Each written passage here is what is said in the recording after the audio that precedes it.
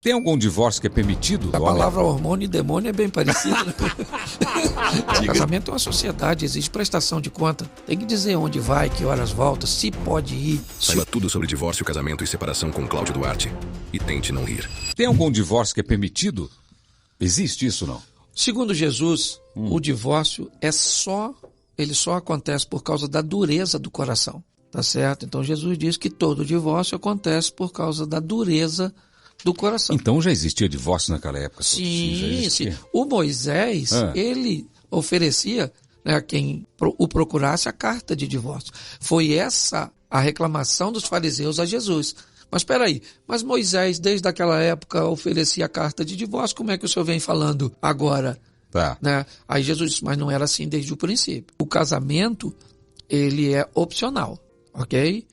Só que pessoas não sabem da seriedade dele, Celso. Então, se ele soubesse a seriedade do casamento... Qual que é a seriedade do casamento? Porque tem uma promessa ali, pelo menos na Igreja Católica, tem todo aquilo que o padre fala, que é na alegria, na tristeza, na saúde, na doença, que é até o fim, né? Então, a questão é o seguinte, quando as pessoas vão se casar, elas deveriam entender que elas vão eleger, nesse mais de 8 bilhões de pessoas no mundo, uma pessoa só. Uma pessoa.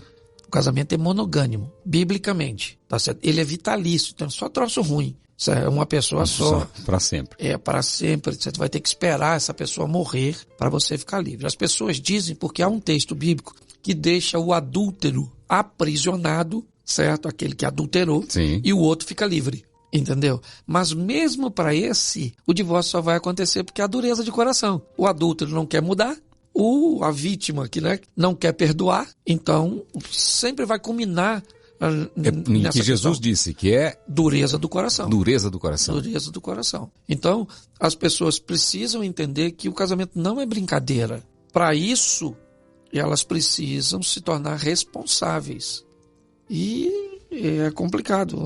Eu vejo as pessoas com muita dificuldade de lidar com isso por causa dessa banalização. Você já teve crise no casamento, no seu casamento? Claro, eu tenho 32 anos de casado, irmão. 32 anos? Eu já... A pauta divórcio apareceu poucas vezes, entende? Mas como que você lida quando aparece uma pauta dessa? Ruim assim? Sim, no seu casamento. No meu casamento. Bom, o meu casamento, as crises que ele teve, o maior culpado fui eu. Minha mulher é tranquilona, certo? Tá. Ela é desafiadora, mas ela é muito mais tranquila do que eu. Na maioria das crises que nós vivemos, o problema era comigo. Então eu fui me modelando, sabe? Hoje, só em olhar para ela, eu sei se dá para falar. Às vezes eu ligo o tom de voz dela, dependendo como ela atenda. Eu liguei, atendeu, eu digo, ó, cheguei, Deus te abençoe, tchau. Liguei, atendeu? Ô querida, tudo bem? Cheguei bem, graças a Deus. E o homem não entende essa história de TPM da mulher, né? Tem cara que entende, que sabe a hora, sabe quando. Tem cara que é desligado, não percebe que a mulher tá mais irritada, tá mais... Porque tem isso também, não tem? A parte hormonal da mulher é diferente do homem, né? Muito diferente do homem. E a palavra hormônio e demônio é bem parecida. Diga-se de passagem. Certo? Então, se o cara... a manifestação é bem próxima, entendeu? Mas tem homem que... Os mais velhos, principalmente, eles tinham muita dificuldade para lidar com isso. Palavras de incentivo, ok? Dizer eu te amo. Os mais velhos, eles foram preparados para resolver problemas, certo? Os mais novos... Eles não fazem nenhuma coisa nem outra. Como que você acha que vai ser a futura geração, hein, pastor? Eu fico preocupado às vezes. Claro que no meio a gente não pode generalizar, né? Tem muita gente que você olha e fala, caramba, o que vai ser desse aí, né?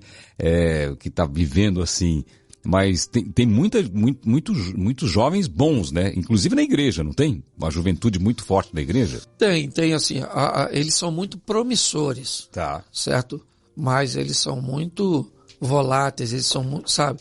Eles são muito líquidos, vamos dizer, essa expressão esse modelo líquido que tende a contornar tudo e não resolver nada. Entendi. Então eles, na maioria, eles querem um mínimo de cansaço possível, um mínimo de estresse possível, qualquer coisa que a tecnologia lhes ofereça para que eles não precisem pensar, eles estão dentro. Ótimo. O problema é que isso vai atrofiando. Vai. E isso é problemático. E uma geração que só pensa basicamente em si, e prazer momentâneo, ele não está preparado para casar não, irmão. Casamento é uma sociedade, exige prestação de conta. Tem que dizer onde vai, que horas volta, se pode ir, se o outro está com a agenda alinhada com a sua. Comprei. Filhos. E aí é outra fase, irmão. Aí é uma outra. E aí tem gente que é casado, casou com outra pessoa que já é casado, que tem 2 filhos do primeiro. E o outro tem 2 do outro. E aí agora eles têm 2 juntos. E já não sabe quem é filho de quem, a hora que tá não sei o que, se dando. Aí é os meus, os seus, os nossos. Entendeu? Você não precisa nem do diabo. Aí numa briga ele ofende o que não é dele. Aí pronto. Aí você paga o colégio, internet, paga tudo desse aqui. E não paga do outro. Mas não é seu. Entendeu? Uma hora você joga na cara. Aí, o aniversário dele, o pai vem, não deu um tostão e pergunta se o filho tá gostando da festa. Que é você que tá pagando. Fica de olho na sua mulher, que era ex dele, agora tá legalzinha porque tá feliz, você tá tratando bem. O menino ainda fica torcendo pro pai dele pegar a sua mulher, que é pra restaurar a família. Então, irmão, é melhor nem conversar sobre isso. Porque... Meu Deus do céu. Mas a gente lida com tudo isso. Com tudo isso, né? E fora que quando o casal que tem um divórcio se separa, é incrível que o amor se transforma em ódio rapidamente, né? Quer conhecer alguém, Celso? Se separe. Diz que ex é pra sempre, né? Não, exatamente. Não tem. É igual radiação. Já era. Vai te matar devagar.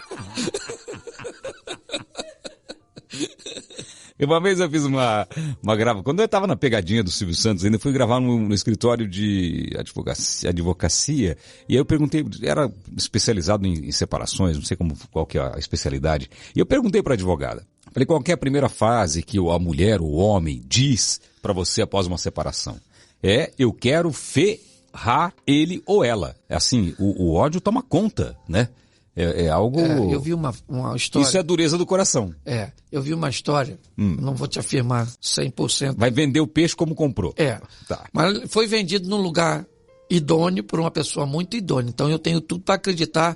Tá. O cara estava orando para comprar um carro. Okay. Ele queria um Corolla, ele queria um carro, idealizou o carro. Ele um belo dia abriu lá os classificados de anúncio e tinha um Corolla que ele queria, do ano que ele queria, a R$1. Então ele achou aquilo inicialmente absurdo, ok? É lógico que era um erro de digitação, mas me parece que ele continuou procurando e aquele anúncio persistia. E ele resolveu ligar. E uma senhora atendeu e ele disse, eu vi o anúncio, ela falou, é verdade, esse carro existe. Mas o que ele tem? Ele está aqui na minha garagem, vem aqui e veja. Documento em dia, está tudo em dia. E ele foi lá. E ela não dava muita abertura para ele perguntar o porquê, só mostrou toda a documentação e a disposição que ela estava de vender. Ele viu que estava tudo certo, consultou, comprou o carro. Assim que ele comprou, que aí já estava tudo certinho, ele falou, minha senhora, só me perdoa, mas antes de ir embora eu preciso entender. O que é isso? Isso é um negócio surreal. Eu poderia achar que era simplesmente um milagre, porque é o carro que eu queria, eu estava orando. E ela disse, eu vou explicar ao senhor. Meu marido morreu. E na morte do meu marido ele descobriu que ele tinha uma outra família. E o juiz disse que metade era da outra mulher. E a única coisa que aquele infeliz deixou foi esse carro. E ela vendeu por R$1. Vendeu por R$1. E pagou em juízo os 50 centavos. Uau. Parece brincadeira, mas é só para você entender onde vai a atitude de alguém que... mediante a esse tipo de situação. Certo? Nessa situação, né, ela queria penalizar o marido, que já não estava mais lá, mas pelo menos era para ela aquela satisfação, tá certo? Ela penalizou os dois, né? Sim, os dois. Sim. A outra que era isso aí. A amante e o marido que já não estava mais aí. Isso aí. Então é bem complicado esse negócio, Celso. Que coisa impressionante. A cabeça do ser humano é um negócio fora do comum. Não? Você conseguiu não rir com esse vídeo? Se inscreve, deixe o seu like e Deus abençoe.